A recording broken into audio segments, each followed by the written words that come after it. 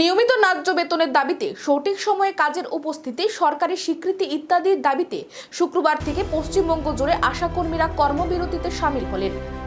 এদিন হরিশচন্দ্রপুর ২ নম্বর ব্লকের মাসালদা বাজার প্রাথমিক স্বাস্থ্য কেন্দ্র এলাকার আশাকর্মীরা উপরোক্ত দাবিতে বিক্ষোভ প্রদর্শন করেন এবং ব্লক স্বাস্থ্য আধিকারিককে ডেপুটেশন প্রদান করেন। আশাকর্মীদের দাবি নিয়মিতভাবে বেতন প্রদান, বেতন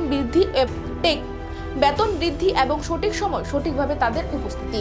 আশাকর্মীরা জানান, আজ থেকে তারা রাজ্য জুড়ে কর্মবিরতিতে সামিল হলেন। অবিলম্বে তাদের দাবিগুলি মান্যতা না দিলে তারা বৃহত্তর আন্দোলনে সামিল হবেন।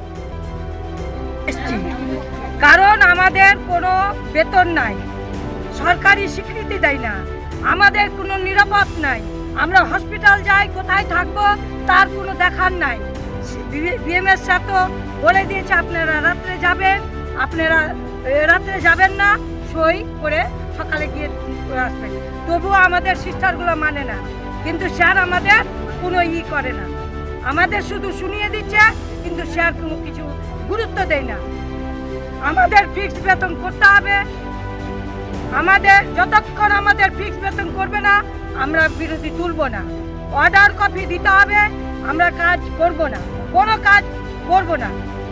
আমরা হসপিটালে এসে ডিএমএস স্যারকে বিক্ষোভ দেখালাম যে আমাদের বেতন বৃদ্ধি করতে হবে। আজ থেকে আমরা কর্ম বিরতি পালন করলাম।